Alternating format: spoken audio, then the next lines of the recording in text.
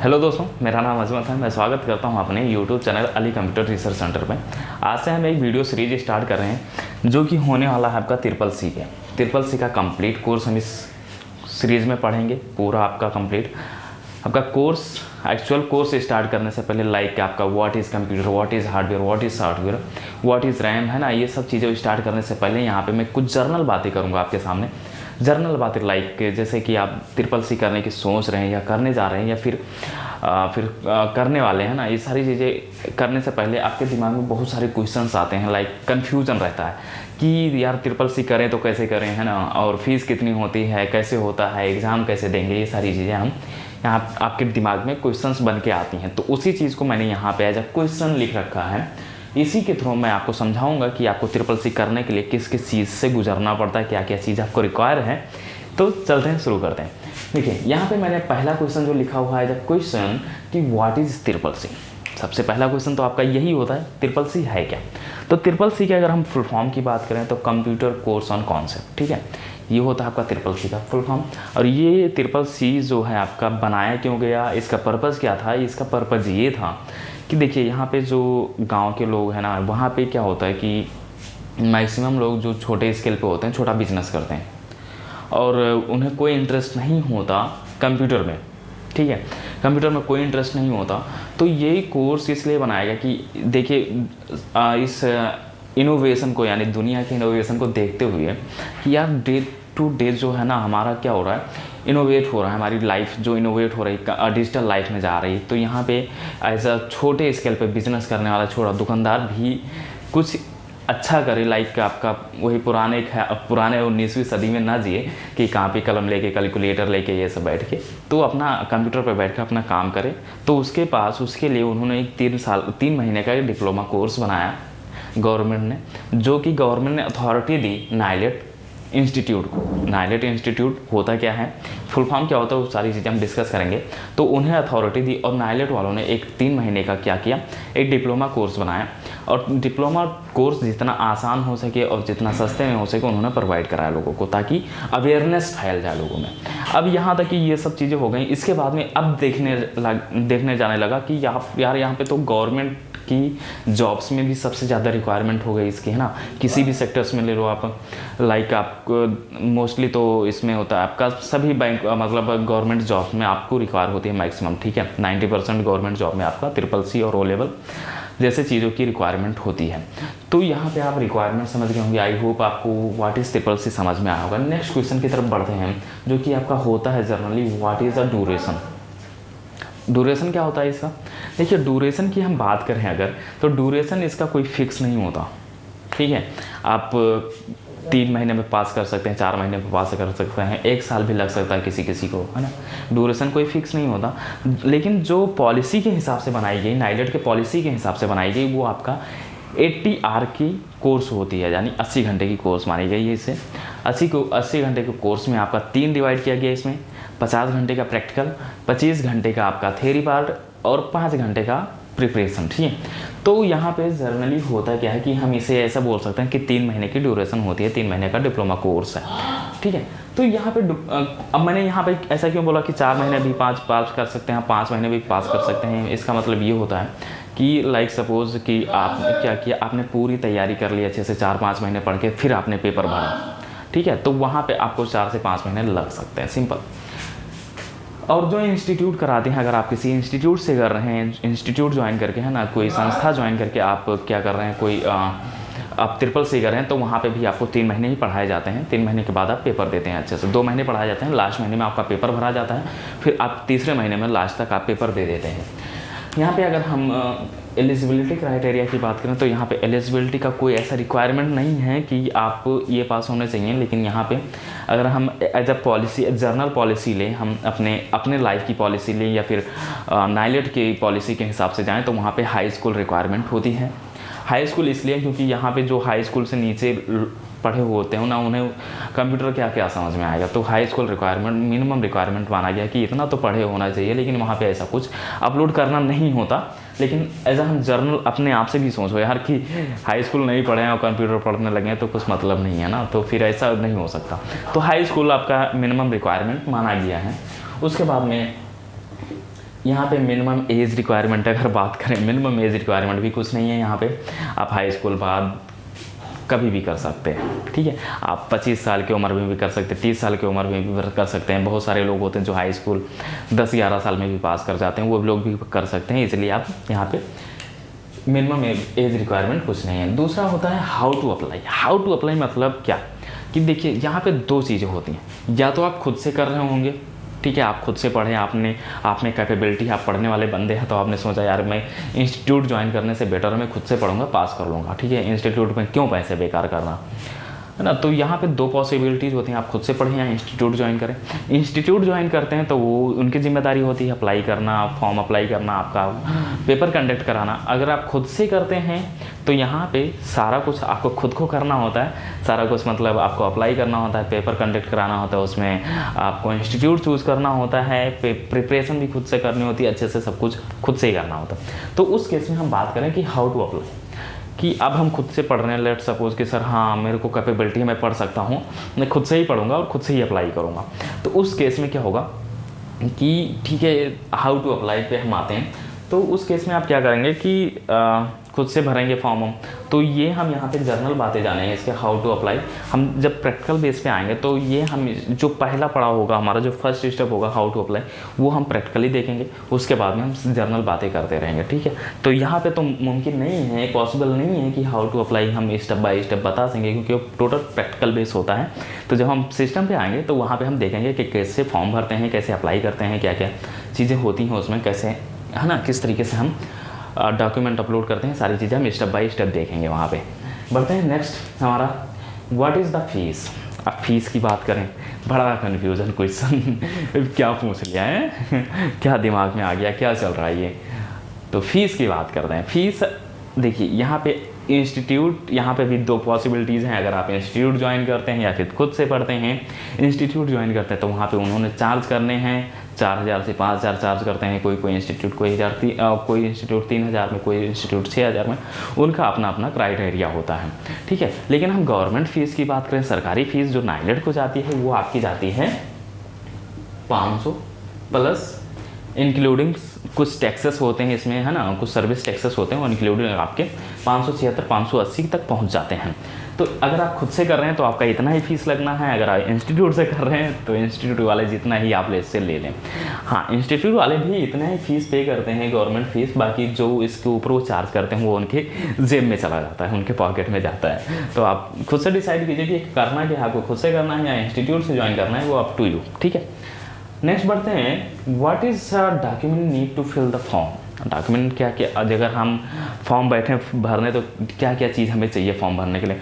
First of all आपका एक होना चाहिए आपका एक फ़ोटो। दूसरा होना चाहिए आपकी एक साइन सिग्नेचर किसी पेपर पे, है ना। तीसरा होना चाहिए आप जो लास्ट सर्टिफिकेशन था अपना, जो कोर्स लाइक जो आपकी लास्ट क्वालिफिकेशन थी, लाइक 10th या 8 क्लास पे भी आप कर सकते हैं, तो लास्ट का वो हमें चाहिए। फिर उसमें क्या चाहिए आपको कि आपका डिजिटल सिग्नेचर, यानी आपका सिग्नेचर अपलोड हो जाएगा, फ़ोटो अपलोड हो जाएगा, और जो आपने मार्कशीट है मार्कशीट का पासिंग ईयर होगा, और ऑब्टेन मार्क होगा, आपने मार्क्स कितना ऑब्टेन किया है, ठीक है। ये चीज़ें उसमें फिलफिल होनी है। यहाँ पे कोई ऐसा चीज़ नहीं है जो आपको अपलोड करना पड़ता है। यहाँ पे आधार कार्ड की भी ज़रूरत पड़ती है। आधार कार्ड आपको अपलोड नहीं करना, उसका नंबर डाल के वेरीफाई करा लेते हैं बस। अपलोड क्या होना है आपका, केवल अपलोड होता है आपका फ़ोटो और आपका सिग्नेचर, बस, ठीक है। तो यहाँ पे रिक्वायरमेंट हो गई आपकी फॉर्म भरने की। How many papers are there simple सी बात है यार, एक ही पेपर होना है इसका, है ना, एक बार में एक पेपर, बस 2-4 पेपर का झमेला नहीं होता। ट्रिपल सी में एक पेपर होता है, आप वो क्वालिफाई करें, आपका ट्रिपल सी हो गया। तो यहाँ पे एक पेपर होता है। आगे बढ़ते हैं। 9th क्वेश्चन पे हमने लिखा हुआ है, राइट डाउन किया हुआ है, what is the minimum marks required to pass. ये थोड़ा झमेला वाला क्वेश्चन है झमेला वाला इसलिए है क्योंकि यहाँ पे हमें कन्फ्यूजन रहती है यार, हमारा कितना मार्क्स लाया तो हम पास हो सकते हैं।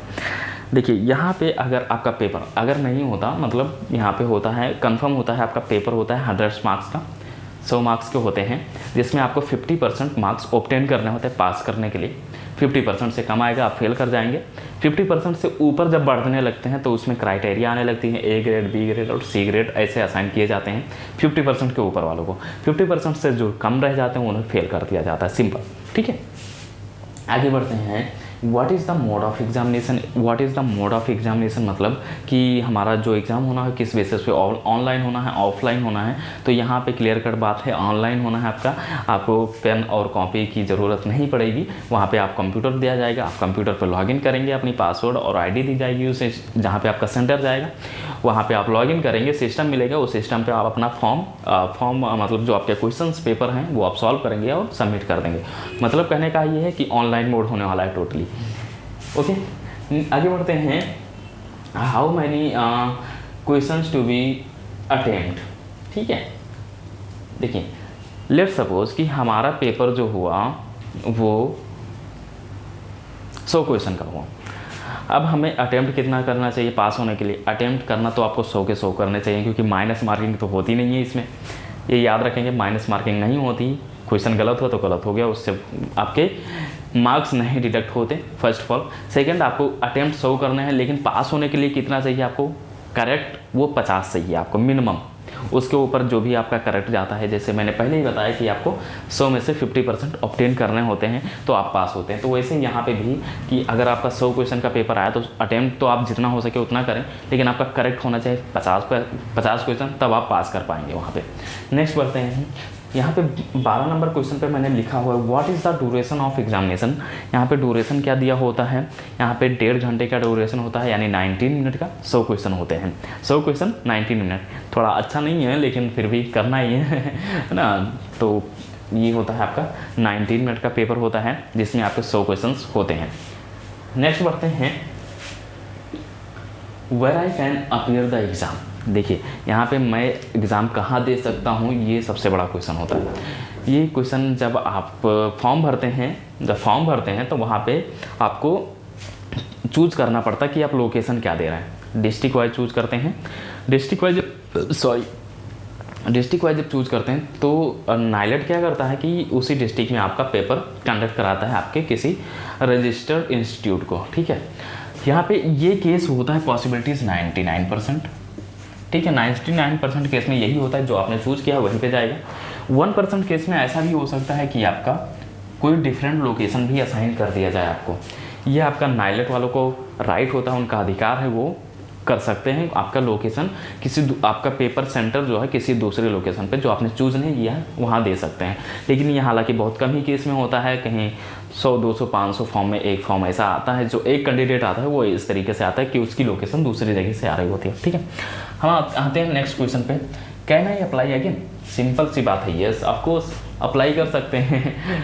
मतलब इन द केस आप फेल कर गए तब क्या करेंगे? तब तो अप्लाई करना है, क्योंकि ट्रिपल-सी करना है तो अप्लाई करना पड़ेगा। तो कर सकते हैं, बिल्कुल कर सकते हैं। यहाँ पे 2 पॉसिबिलिटीज़ अगेन आती हैं आपके पास। अगर आप फेल कर गए तो भी अप्लाई कर सकते हैं, पास हो गए तो भी अप्लाई कर सकते हैं। अब आप सर पूछेंगे कि सर ये बताएं कि पास कर गया तो मैं क्यों अप्लाई करूँगा।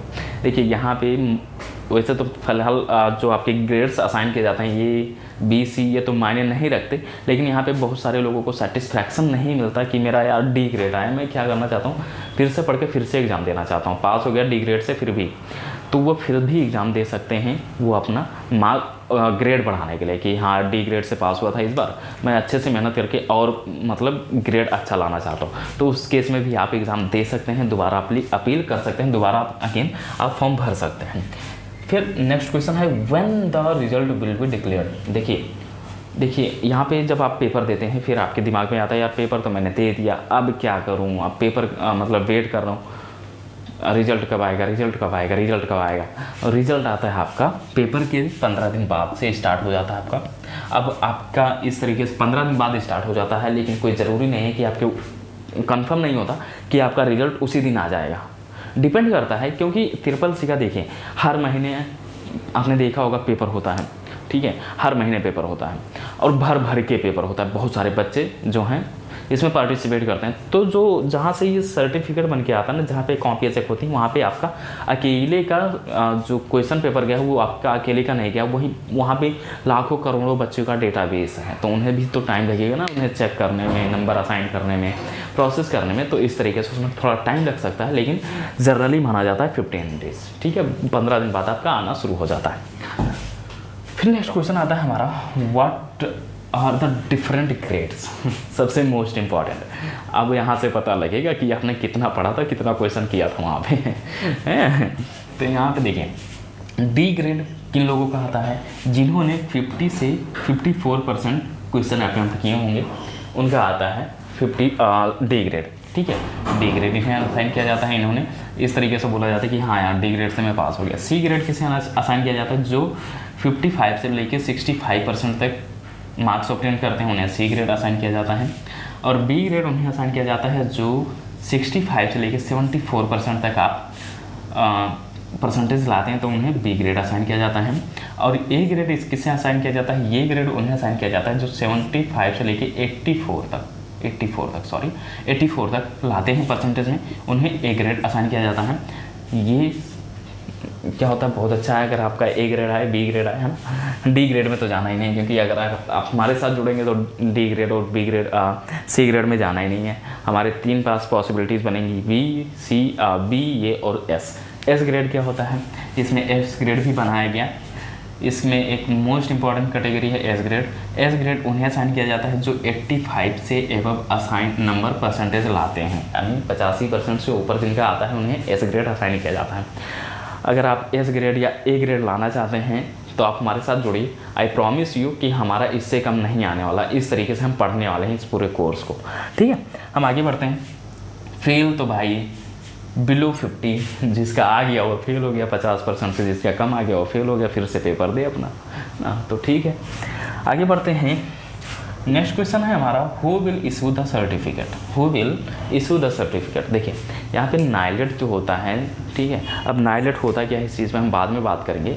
हम ये क्वेश्चन कंप्लीट कर लेते हैं, अगर टाइम रहा तो उस पर बात करेंगे, नहीं तो नेक्स्ट वीडियो में हम बात करेंगे। ठीक है, तो यहाँ पे who will issue the certificate, यहाँ पे जो आप लेट सपोज आपने किसी इंस्टीट्यूट को ज्वाइन किया, इंस्टीट्यूट आपका सर्टिफिकेट इशू नहीं करती, बिल्कुल नहीं करती।